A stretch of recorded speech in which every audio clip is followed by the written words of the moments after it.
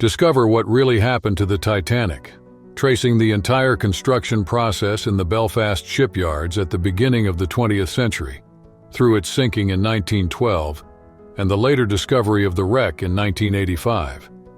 Learn how engineers met technical challenges during the project, understand the circumstances that led to the accident, and see how new technologies made it possible to locate the ship on the Atlantic seabed decades later. On May 31, 1911, at the Harland and Wolff shipyards in Belfast, the RMS Titanic was launched, designated a Royal Mail ship because it carried official correspondence. The venture was part of a White Star Line initiative to strengthen its position against competitors, striving to surpass the company's achievements in speed and passenger capacity on transatlantic routes. In 1985, Robert Ballard led the expedition that finally located the submerged remains of the RMS Titanic, a goal several groups had pursued without success in previous years. The operation used the submersible Argo, developed for deep-sea, remotely controlled work. During the expeditions with Argo, which mapped parts of the wreck on the floor of the North Atlantic, one of the Titanic's 3 propellers was found among fragments of hull plating. Investigators confirmed that this specific propeller belonged to the starboard set, which played a crucial role in driving the liner forward. A photograph taken near the end of the Titanic's construction clearly shows the liner's proportions and the enormous size of its propellers. At 883 feet long, if stood on end, it would have exceeded the height of any existing building of the era. When the Titanic sailed in April 1912, it carried many travelers, including honeymooners Mr. and Mrs. George A. Harder. The wife survived the sinking, but her husband did not. Photographer Bernie Palmer captured an image of the couple and, unaware of its future value, sold the rights for only $10. Had he known how important his photographs would become, he would never have made such an agreement. When the Titanic and its sister ship Olympic began rising in the slipways, they already stood out as the largest ocean liners of their time. No facility existed to handle vessels of such size, so the builder first had to design a monumental platform. Named the Great Gantry, this launching area cost about $150,000 and was a remarkable technical feat. At the stern was the rudder, essential for controlling direction and ensuring the vessel's safety. On the famed RMS Titanic, this mechanism reached impressive dimensions and weighed more than 20,000 pounds, illustrating the naval engineering prowess of the era. Compared with other ships in the harbor, the Titanic towered over them. During the launch, workers had to guide this colossal structure from the wooden ways into the water, a challenge that was not merely physical. Though the slide took only 62 seconds, it required about 23 tons of lubricants, including tallow, soap, and grease. Without them, the hull would not have glided smoothly to its seawater berth.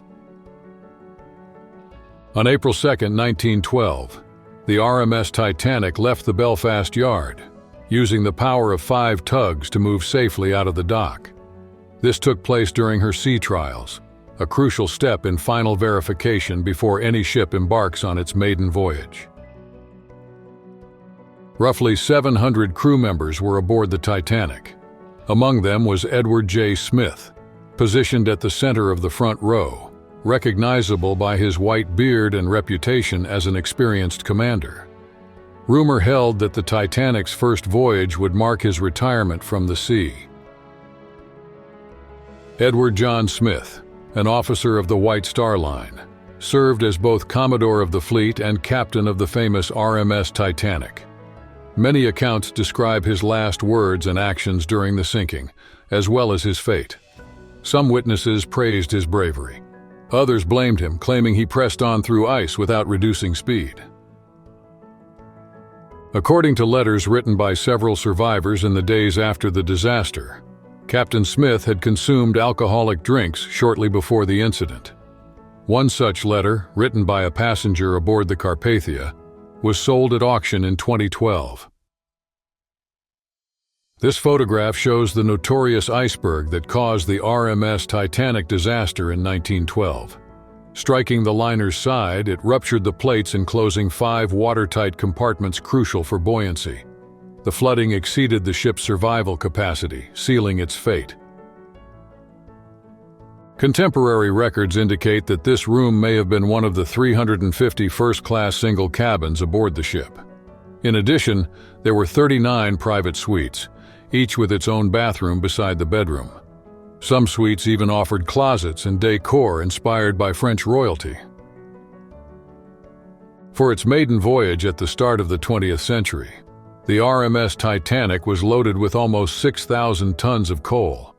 The fuel fed the boilers, which burned about 690 tons per day. Teams of stokers worked around the clock to shovel coal and keep the furnaces supplied, ensuring a continuous supply of steam power.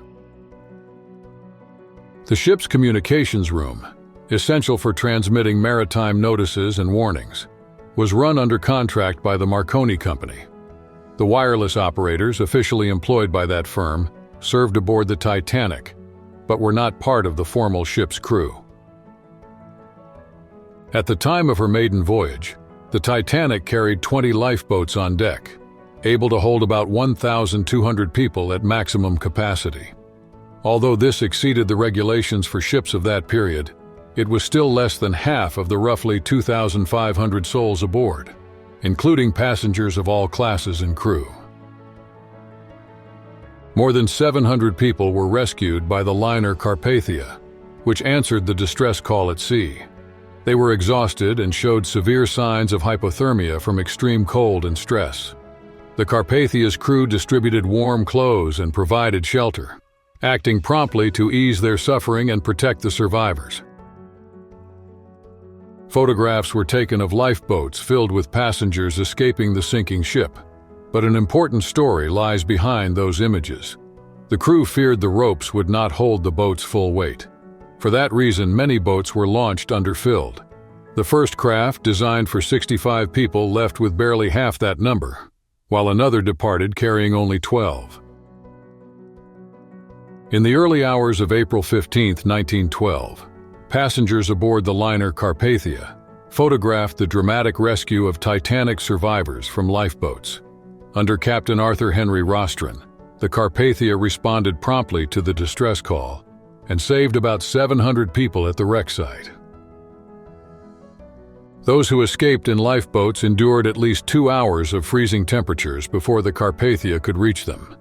As already noted, several boats left the ship without being fully occupied, showing there was room for many more people. After the survivors safely disembarked at Pier 54 in New York Harbor, all the lifeboats remained empty. The terminal, in fact, belonged to White Star Line, the well-known shipping company. Completed in 1912, the Titanic drew special attention for its extensive amenities, including many luxurious spaces. Like her sister ship RMS Olympic, she was a pioneer in offering a gymnasium aboard an ocean liner. Other notable attractions included a swimming pool, squash court, and even a Turkish bath, reflecting the technological advancement of her time. Accounts from the period note that the iceberg responsible for the Titanic's sinking stayed adrift at the same point where the hull struck it. The ice bore dark streaks left by paint scraped off during the collision. Some historians argue that if the liner had hit the obstacle head-on, she might have survived the damage and avoided sinking. One of the most discussed features of the Titanic is the grand staircase, recreated in the film about the tragedy. Her sister ship Olympic had almost the same structure, and all known images of these staircases are of the Olympics. No confirmed photographs of Titanic's original staircase exist. Although photographs survive of remnants of the famous staircase, they are limited fragments. During the filming of Titanic, director James Cameron reported that the replica built for the set detached from its supports and floated away. Researchers suggest the original staircase may have done the same. During his 1985 expedition, researcher Robert Ballard located the first part of the Titanic. a large boiler recognized from 1911 photographs. The next day, using the Argo vehicle again, he found a significant section of the wreck. In 1985, Ballard's expedition also located the ship's stern, or at least what remained of it.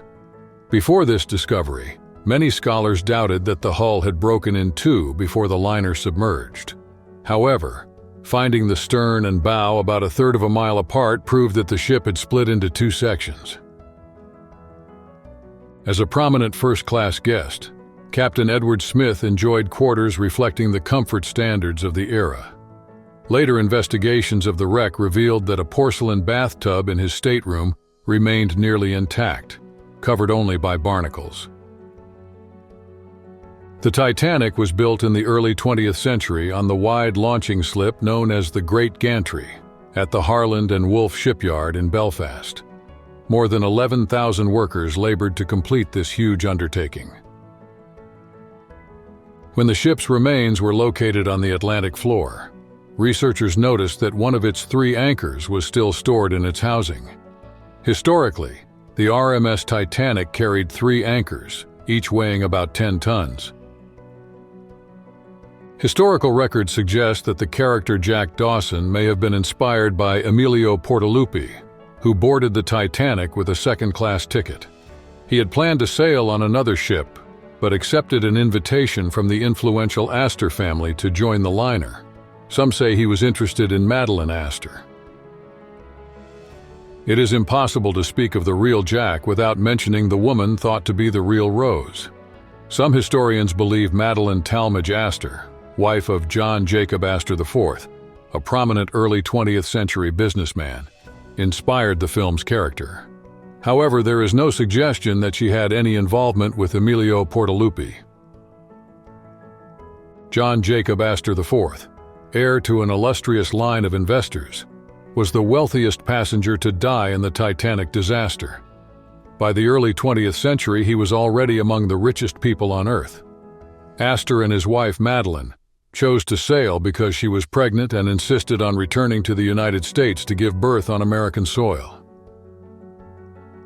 After news of the Titanic sinking broke, many newspapers published detailed reports on the tragedy. Some stories listed those never found, including John Astor IV.